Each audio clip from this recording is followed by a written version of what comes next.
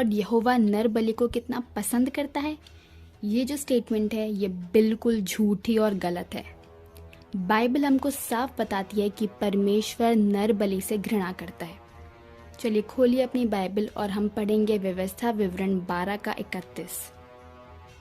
तू अपने परमेश्वर यहोवा से ऐसा व्यवहार ना करना, क्योंकि जितने प्रकार के कामों से यहोवा घृणा करता है और बैर भाव रखता है, उन सबों को उन्होंने अपने देवताओं के लिए किया है। यहाँ तक कि अपने बेटे बेटियों को भी वे अपने देवताओं के लिए अग्नि में डालकर जला देते हैं। तो यहाँ पर इज़राइल को सराउंड करने वाले जो दूसरे जाति के लोग थे, उनके बारे में बात हो रही है कि वो अपने झूठे देवी देवताओं के लिए कैसे अपने बेटे बेटियों को जलाते थे, और इन सब कामों से यहोवा घृणा करता है।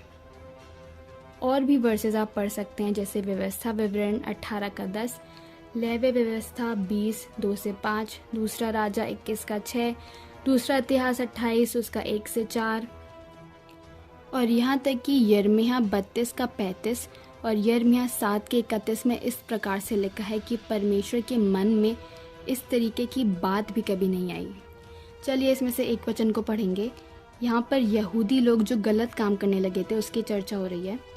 तो यिर्मयाह 7 का 31, और उन्होंने हिन्नोम वंशियों की तराई में तोपेत नामक ऊंचे स्थान बनाकर अपने बेटे बेटियों को आग में जलाया है, जिसकी आज्ञा मैंने कभी नहीं दी और ना मेरे मन में वह कभी आया। यहाँ पर हमने देखा कि ह्यूमन सैक्रिफाइस जैसी बात परमेश्वर के मन में भी कभी नहीं आई। तो आई होप ये सारी वर्सेस जो हैं बिल्कुल इनफ हैं ये प्रूफ करने के लिए कि परमेश्वर नर बलि से नफरत करता है। बट अपने झूठ बात को सपोर्ट करने के लिए हमारी बहन ने युक्ता के इंसिडेंट के बारे में बताया है। चलिए उन्हीं के मुंह से सुनते हैं। तो यहाँ पर क्या हुआ, हेफ्ता की बेटी हेफ्ता से कहा कि जैसे तूने बाइबल गॉड को वादा किया था वैसे ही करो, मुझे मार दो पर मुझे 2 महीने के लिए पहाड़ों पर रहने दो, वहां पर बैठकर रोने दो। क्यों? क्योंकि वो ना कभी शादी कर पाएगी ना कभी बच्चा पैदा कर पाएगी। फिर 2 महीने बाद हेफ्ता उसकी बेटी को यहोवा के लिए बलि चढ़ाता है, और उसकी याद में आज भी इजरायली लोग एक उत्सव मनाते हैं जिसमें वे बैठकर 4 दिन तक रोते हैं। ये था कहानी। अब कई सारे ईसाई पादरी हो या ईसाई हो इस नर बलि को यह कहकर समर्थन करते हैं कि हेफ्ता की बेटी 2 महीने कुंवारी होने पर रोकर आई, शादी नहीं कर पाई, मतलब उस लड़की को यहोवा के लिए समर्पित किए, जैसे नंस होते हैं बिना शादी किए रह जाती है वैसे। उसका बलि नहीं चढ़ाया था, पर हेफ्ता ने बाइबल गॉड से वादा क्या किया कि वो जो भी चीज पहले उसके सामने आएगी उसका बलि चढ़ाकर उसको जलाएगा। जब वो पहाड़ों पर जाकर अपना कुंवारीपन के लिए रोई, इसका मतलब ये नहीं कि वो बिना शादी किए ऐसे ही रह जाएगी, उसका मतलब था कि वो बिना शादी किए ही मर जाएगी।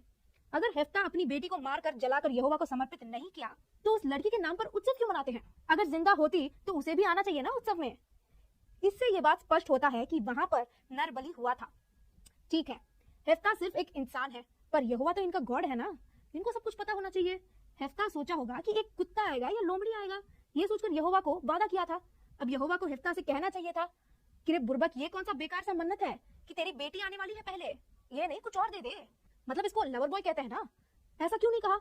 क्या बाइबल यहाँ पे ऐसा है कि अम्मोनी लोग जो थे वो इजराइलियों पर अत्याचार कर रहे थे, तो परमेश्वर ने इजराइलियों को उन अम्मोनियों के अत्याचार से बचाने के लिए एक न्यायाधीश के रूप में यिप्ता को चुना था, मतलब एक पॉलिटिकल लीडर के रूप में जो कि उनसे लड़ाई करे। और यिप्ता जो था उसने जल्दबाजी में एक मूर्ख मन्नत मानी और उसको पूरा भी किया। हालांकि बाइबल में ये क्लियर नहीं है कि उसने अपनी बेटी को होम बलि करके चढ़ाया या फिर परमेश्वर की सेवा के लिए अर्पण किया, बट हमारी बहन कह रही है कि वो होम बलि करके चढ़ाई गई थी, तो हम यही मान लेते हैं। बट अगर ऐसा है भी तो इसका मतलब ये कैसे हुआ कि परमेश्वर होम बलि से, नर बलि से प्रसन्न होता है? क्योंकि बाइबल हमें ऐसा कहीं पर भी नहीं बताती कि यिप्ता की प्रतिज्ञा जो थी वो परमेश्वर ने स्वीकार की या परमेश्वर उससे प्रसन्न था। हमारी बहन कह रही कि उसने ऐसी मन्नत मानी तो परमेश्वर को इजराइलियों को जीत ही नहीं देनी चाहिए थी। भाई परमेश्वर ने यिप्ता को चुना ही इसलिए था कि वो उनको जीत दे सके, और अगर यिप्ता युद्ध में नहीं जीतता तो जो अम्मोनी लोग थे वो विजयी हो जाते और वो सारे इजराइलियों को मार देते, यिप्ता और उसके परिवार को भी शायद मार देते, तो फिर आप कोई और क्वेश्चन लेके बैठ जाती। परमेश्वर ने यिप्ता को अपनी बेटी को बलि करने से नहीं रोका, इसलिए परमेश्वर जो है वो नर बलि से प्रसन्न होता है। ये कैसा लॉजिक है? इसी लॉजिक से आप आगे भी वीडियो बनाना शुरू कर दोगे कि यहाँ पर किसी ने हत्या की और परमेश्वर ने नहीं रोका, इसका मतलब परमेश्वर जो है हत्या से प्रसन्न होता है। या फिर यहाँ पे किसी ने चोरी की, यहाँ पे किसी ने ये किया, किसी ने बलात्कार किया, परमेश्वर ने नहीं रोका, इसलिए परमेश्वर इससे प्रसन्न होता है, ये और वो। और ये यिप्ता भी जो था वो कोई धर्मी मनुष्य नहीं था, बट यिप्ता की स्टोरी से हमको ये सीख मिलती है कि हमें जल्दबाजी में आकर परमेश्वर से कोई मन्नत नहीं माननी चाहिए।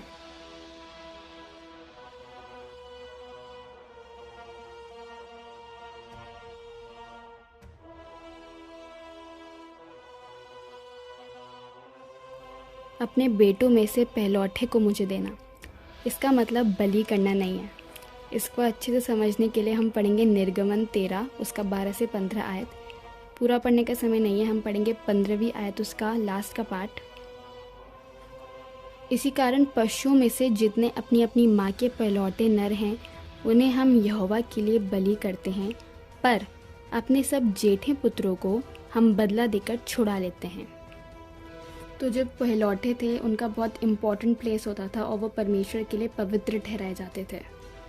और व्यवस्था विवरण उसका 21 अध्याय में आप पढ़ोगे तो उसमें ये भी लिखा है कि जो पहलौठे थे उनको अन्य बच्चों से ऊपर रखा जाता था।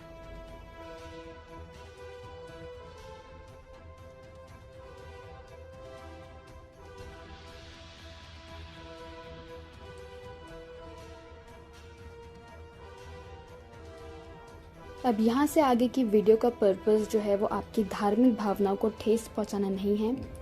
जैसे हमारी बहन श्री चंद्रशेखर जी ने हमसे सवाल पूछा है बाइबल के ऊपर, उसी प्रकार से हम भी उनके धार्मिक ग्रंथों के बारे में यहाँ पे कुछ सवाल पूछना चाहते हैं। तो हर 6 महीने में या फिर हर साल हमको ऐसी न्यूज़ मिलती है कि किसी ने कुछ पाने के लिए किसी इंसान की बलि चढ़ा दी।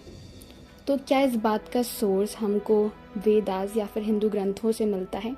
चलिए इसको देखते हैं। और हम रिक्वेस्ट करते हैं हमारी बहन से कि हमको समझाएं और इन सब चीज़ों को क्लियर करें। और इस टॉपिक पर हमने एक और वीडियो बनाई है मिशन काली को रिस्पॉन्स करते हुए, आप उसको भी देख सकते हैं। तो चलिए देखते हैं।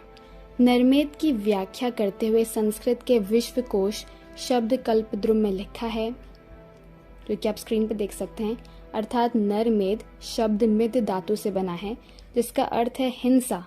अतः नरमेद वह यज्ञ विशेष है जिसमें पुरुषों व नरों का वध किया जाता है। यहाँ पे यज्ञ होता है और ग्रंथ हमको बताता है कि ये यज्ञ जो है वो किस लिए होता है। आइए इसको भी देखते हैं। ऋग्वेद से हमको पता चलता है कि ये जो यज्ञ है वो संतान प्राप्ति के लिए है। और ये जो बात है वो हमको शुनशेप की कहानी से पता चलती है। ये जो पूरी कहानी है हम आतरे ब्राह्मण में पढ़ सकते हैं, आप इसको पॉज करके अपनी स्क्रीन पे पढ़ सकते हैं। और ये पूरी सेम कहानी जो है रामायण में भी है, रामायण बालकांड सर्ग 62। और ये जो नरबलि या नरमेद यज्ञ है ये और भी चीज़ों के लिए किया जाता था। जैसे महिदर अपने यजुर्वेद की भाषा में लिखते हैं। नरमेद की महिमा का वर्णन करते हुए यजुर्वेद के प्रसिद्ध भाष्यकार महिदर 7वीं सदी ने अपने भाष्य में लिखा है, अर्थात जो ब्राह्मण या क्षत्रिय देवताओं से भी ऊंचे रुतबे तक पहुंचना चाहते हो उन्हें पुरुष मेद यज्ञ करना चाहिए। इस टॉपिक को बताते हुए डॉक्टर रमेश चंद्र अपनी बुक एंशिएंट इंडिया के चैप्टर 9 लेटर वैदिक period social and religious condition में राजस्व और अश्वमेध के बारे में बताते हुए ऐसे लिखते हैं। आप अपनी स्क्रीन पर पॉज करके इसको पूरा पढ़ सकते हो। यहाँ पे कुछ ऐसा लिखा है कि अश्वमेध से अधिक भयानक पुरुष मेध था जिसमें घोड़े के बजाय एक इंसान की बलि दी जाती थी।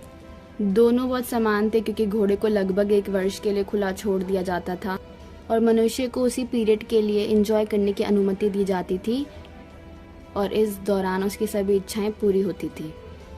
अब हो सकता है हमारी बहन यजुर्वेद अध्याय 30 मंत्र 22 का महिदर भाष्य दिखा के हमको इस प्रकार बोले। यहाँ पे ऐसा लिखा है, यजुर्वेद में 30वां अध्याय तो पूरी तरह पुरुष मेद पर ही है।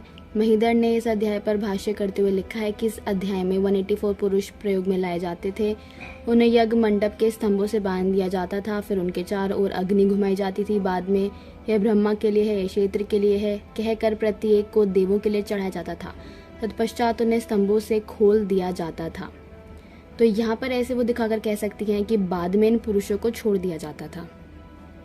अगर उन लोगों को जो बलि होने के लिए इकट्ठे किए जाते थे उनको यज्ञ होने के बाद छोड़ ही दिया जाता था। तो शून छिम की कहानी में जो हमें रामायण में बाल कांड सर्ग 72 में पढ़ने को मिलती है, उसके अंदर एक ऋषि विश्वामित्र थे जिनके 100 बच्चे थे और उन 100 बच्चों में से कोई एक भी राजी नहीं हुआ बलि का पशु बनने के लिए। और जब उसे छूट ही जाना था तो विश्वामित्र ने ये क्यों कहा कि यदि तुम वरुण की स्तुति करो तो तुम बच जाओगे। आशा है कि दीदी इसका आंसर देंगी और आप लोग मेरे प्रिय भाई बहनों इस वीडियो को दीदी तक पहुंचाओ ताकि दीदी हमारे सवालों का जवाब दें और साथ ही साथ अपने ग्रंथों के बारे में भी सीखें। और हाँ दीदी, क्रिश्चियंस जवाब दे रहे हैं और आपसे अपने सवालों का जवाब चाहते भी हैं।